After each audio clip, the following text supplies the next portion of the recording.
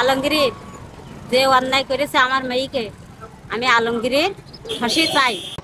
আমি আলমগীর আমার বোনের সাথে যে কাজটা করেছে, ক্ষমতার কারণে সে বেঁচে গেছে, আমি তার উপযুক্ত শাস্তি চাই।